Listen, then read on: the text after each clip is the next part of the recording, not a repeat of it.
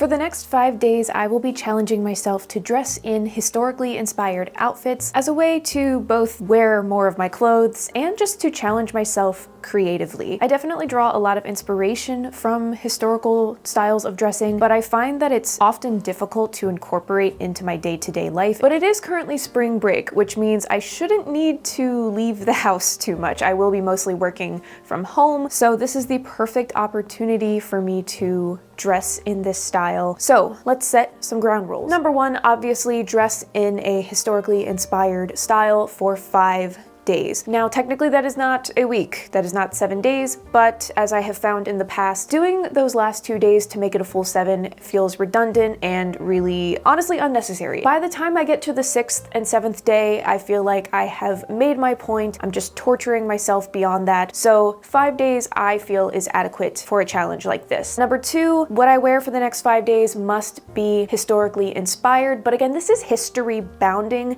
not historical reenactment. So the outfits need to look clearly inspired by an earlier time period, but I'm not going for historical accuracy. For one, I just don't have that in my wardrobe. There are going to be a lot of idiosyncrasies or modern bits that just obviously make it not a true historical outfit. I'm going for a general look. Maybe something that looks like a time traveler throwing together an outfit to attempt to blend in, or a costume you might find in a high school play where they have like no budget.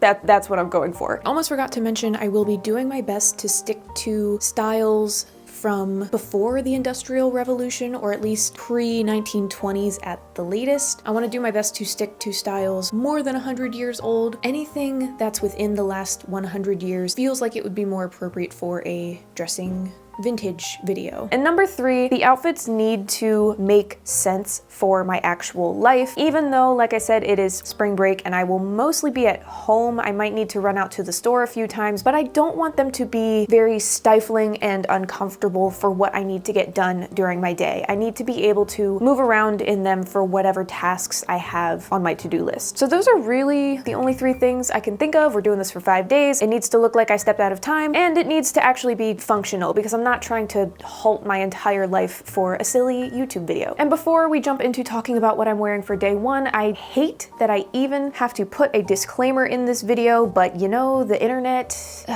the internet is the internet. So unfortunately, it does need to be spelled out that I am doing this challenge from a standpoint of appreciation of earlier styles of dressing and not from a desire to live in those time periods. Okay, got it? Cool. I hate that that even has to be said, but you know.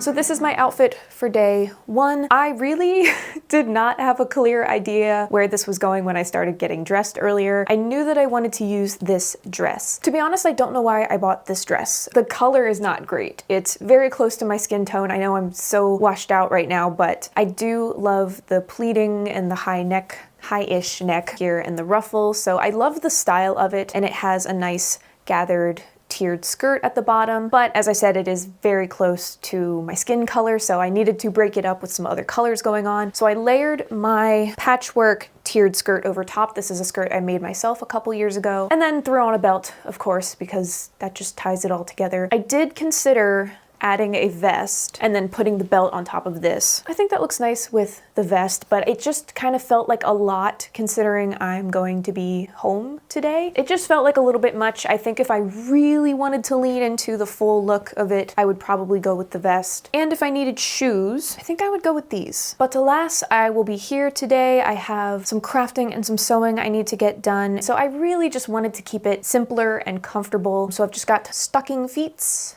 Otherwise, just sticking with these 2 layers. If I had to place this in a time period, I think this feels quite Little House on the Prairie, late 1800s-ish. Listen, I'm not great with time periods, so again, I'm not going for accuracy, just going for vibes. And obviously, I'm wearing makeup, which would probably not be the most accurate, but if I'm going on camera, I'm putting on makeup, sorry. Also, I don't like wearing my hair up because I don't enjoy how that feels.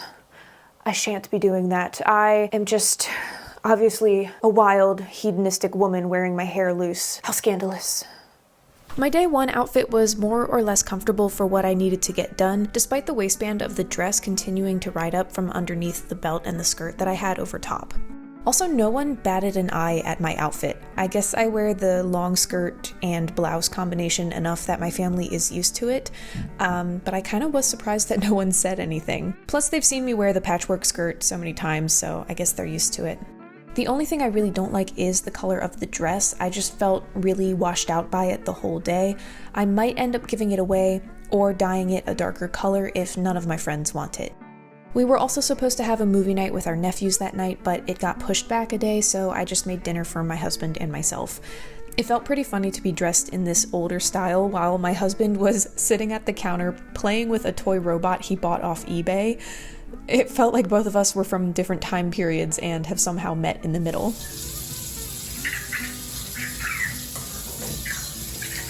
Oh, maybe. Sorry. What do you get mad about? I guess maybe patting him too much.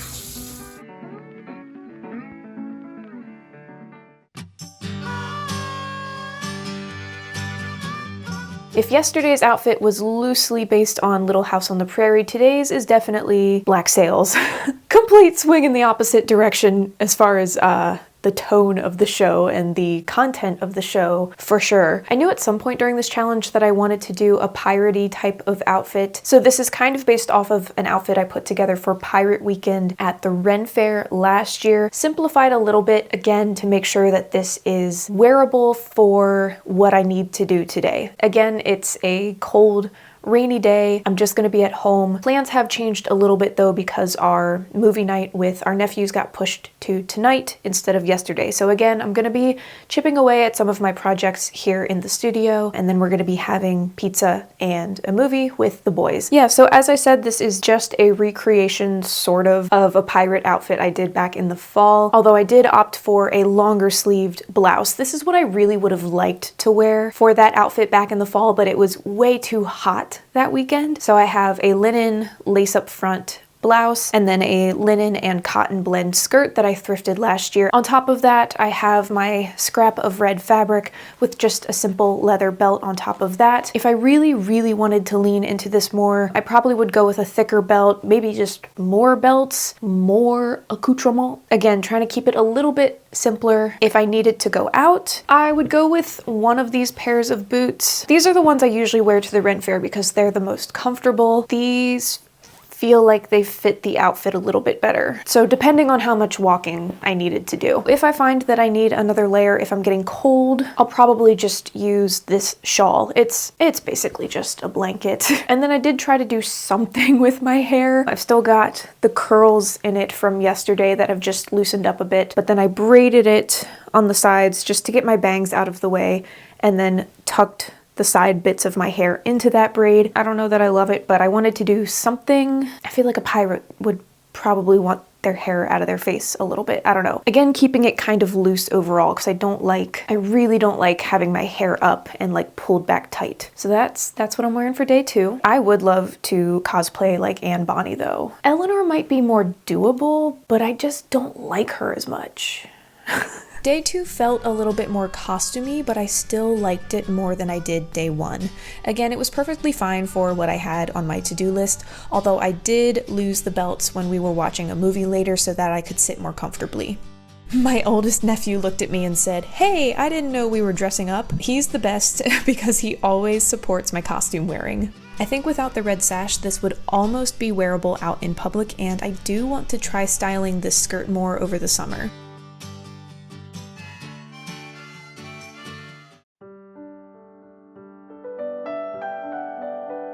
I guess if we're assigning each outfit a different movie or show, today would be Tuck Everlasting. Approximately turn of the century, kind of Gibson Girl style, except that obviously I'm not doing the iconic updo, so less Gibson, more girl. Listen, like I said, I'm not going for accuracy, going for vibes. This is not a history channel, I just like playing dress up. So yeah, 1900-ish. This blouse especially just gives me that kind of feeling. I love the high neck and the embroidered detail on it. I paired it with this skirt that I made last year. I technically made this for more of like a casual summer skirt with a bit of a Western look, but it actually is kind of giving walking skirt more so. I didn't love having white paired with off-white. It's not awful because one is a print and one is solid, but I wasn't loving that. But as far as the shape and the silhouette, I thought these were the best two together out of everything that I have. So to break up the slightly similar but dissimilar colors, I did add a belt. It's meant to be more of like a Renfaire piratey type of accessory, but color-wise and shape-wise, I think this is the direction that I wanted to go in. And then it just laces up in the back, which probably is not correct, but that's what I have. I do have another white skirt underneath just as kind of a petticoat, not the correct silhouette, but it felt like it needed another layer. And just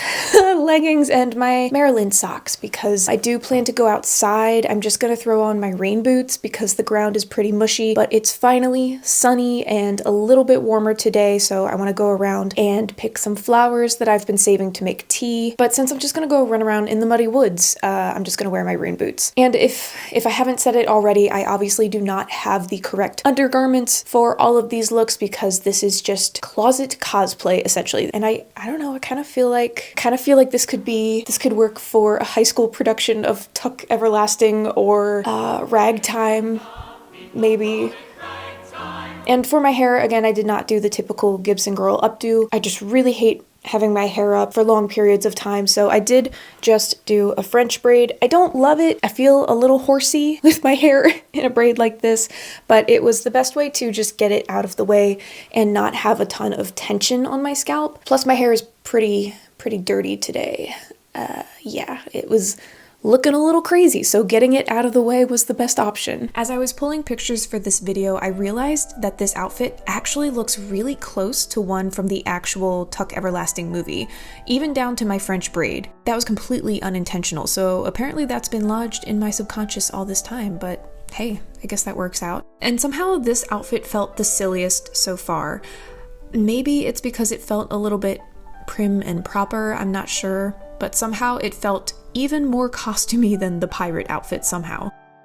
This was mostly comfortable except for the neckline of the blouse. Sometimes the shirt pulls backwards a little bit and then it feels like it's choking me. Also, a fun fact, a lot of the Tuck Everlasting movie was filmed in Maryland, and you can visit the overlook and the waterfall that they go to. We do have some really nice forests here.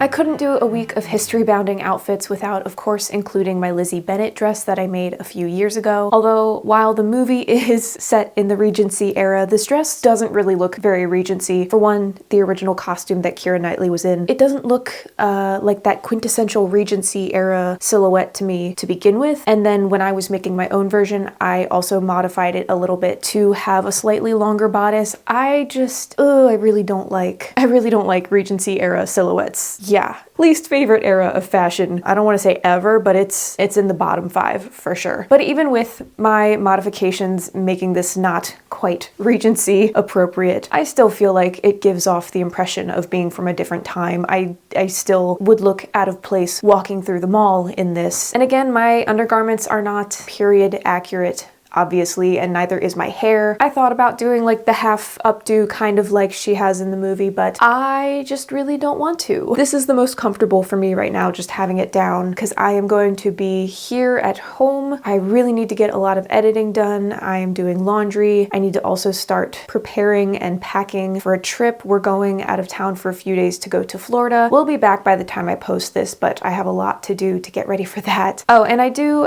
have the white skirt underneath again as a petticoat, sort of. Not that it's doing much, but it's good for warmth, at least. It was another gray, rainy day, so unfortunately, even though we were supposed to go out to my nephew's ball game later that night, that was canceled and I mostly was at home, but I did manage to sneak outside for about a half hour when the sun peeked through the clouds for a little bit. This outfit was by far the most comfortable out of the week for me to wear as a casual outfit. Both physically, as it's not too constricting or overly complicated, and mentally because it almost passes as a modern dress and I don't feel so out of place or costumey. This dress generally gets a positive reception whenever I wear it.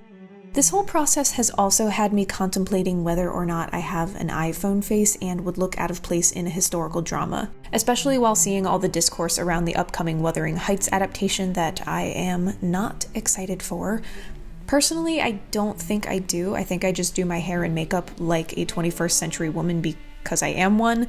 But if I took the time to style my face and my hair accordingly, I think I would fit in just fine in a historical setting. The only thing that makes my face really modern is the fact that I had braces as a teenager. Where do you guys feel like you fit on that scale? Do you feel like you'd only look right in a modern day setting, or do you think you could blend in the cast of a period piece?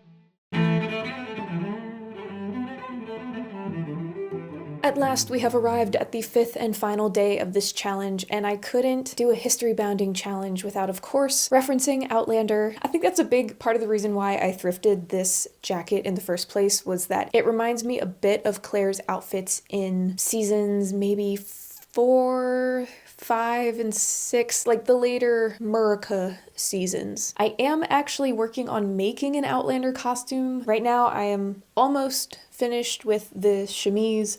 I have made an 18th century butt enhancement. It's basically what it is. That's a long way from done because I'm not even finished the undergarments yet. So this will have to do for now. So again, I'm kind of trying to reference her looks in, let's just say, approximately season 5, give or take. She does, to my untrained eye at least, look like she forgoes a lot of the traditional undergarments. Obviously not all of them, but her look just seems more relaxed, less structured, as she is really just focused on her work and could not be bothered with the conventions of society. Same thing with just leaving her hair down and loose most of the time. At most, she pulls it away from her face in like a twist or the hair wrap that we see a lot in season 7. So anyway, to reference that overall look, I do have the long brown skirt with, again, the white skirt kind of acting as a petticoat. This skirt has really been pulling its weight this week. Obviously, the skirt is not as full as it really should be. There just isn't enough fabric. It's just not enough gathered fabric, but it'll suffice for my purposes. And then, of course, as I already mentioned, the jacket, I do want to add a clasp here at some point so that it just stays together, but belting it will do for now. And then underneath I have this little white blouse that is gathered at the neckline, and to me feels like it kind of mimics the gathering on a chemise. I do have both the shirt and the jacket rolled up at the cuff because I have a lot of work to do today. We're leaving in the middle of the night to go out of town for a few days, so I need to finish packing. I want to clean the apartment, not a deep clean, just like, it's nice to come home to a clean apartment, you know? So I gotta clean, finish editing the video. Prior to this, I did my makeup like I normally do. I didn't feel like softening it for today's look, and then I did try to twist my hair away from my face, but I'm kind of not loving it. Like, my hair is a bit dirty today, but it doesn't feel gross. I think I'm gonna take my hair out. Sorry, big time history buffs. I just want my hair loose. I'm sorry. And you know what? Claire does frequently as well, so we're both just wanton married women with our hair flying loose. And then she does frequently have like a shawl, so this isn't quite right, but I think it might work. Let me give this a try real quick. That's actually not bad. I think that kind of works. So this is my day 5 outfit. Like I said, I have a lot of cleaning and packing and just so many things to do. I think we need to go, no, I don't think, I know, we need to go to Walmart later, and that's gonna be interesting. But you know, I've been doing this on easy mode all week with not having to go anywhere, so I will check in later with my final thoughts. This outfit did feel rather costumey, but that was somewhat tempered by how much fun it was to be dressed like my favorite show. I do really need to add that clasp to the jacket ASAP though, because it kept pulling out and away from the belt as I worked, which drove me a little crazy. And I definitely felt like an absolute kook at Walmart later that evening, but an old man stopped to tell me that I had a very nice outfit, which was really sweet and kind of made my day. I have to say, I did enjoy this challenge a lot more than I thought I would. I also did not feel as weird as I thought I would. Now again, part of that probably is just because I was working at home for the duration of this challenge, but even still, it didn't feel that out of place to be wearing these outfits. They maybe felt a bit costumey, but honestly, I wear a lot of long skirts and dresses most of the time anyway, so it wasn't too far of a departure from what I typically wear. And it was just a good excuse to wear more of my clothes and wear those things that have felt a little bit out of place in a more modern outfit. I do think I could do a full set 7 days if I really wanted to. I feel like there's a couple more outfits that I could squeeze out of my wardrobe, but as I've said, we're going out of town for a little bit, so I'm not packing vaguely historical outfits for that trip. It's not happening. So thank you guys for watching. If you made it all the way to the end of this video, leave a candle emoji down in the comments. If you enjoyed hanging out today, make sure that you subscribe so we can hang out again next time. And I will see ya when I see ya. Au revoir. Au revoir. Dang, I talked for a long time. Why am I doing this a lot today? What is this? Snap.